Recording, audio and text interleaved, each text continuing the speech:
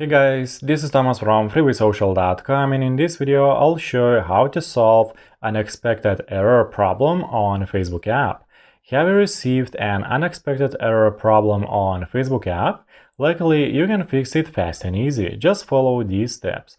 First of all, go to Google Play Store if you are using Android or App Store if iPhone, and check if there's an update available for Facebook app.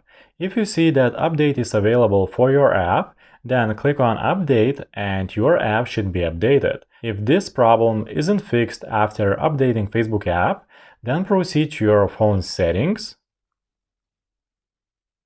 scroll down and tap on Apps.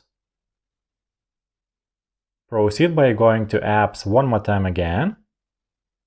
Search for Facebook app. Click on Uninstall to uninstall Facebook app and download it one more time again from the App Store.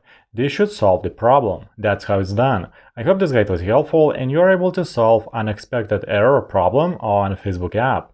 Don't forget to like this video and visit us at freewaysocial.com.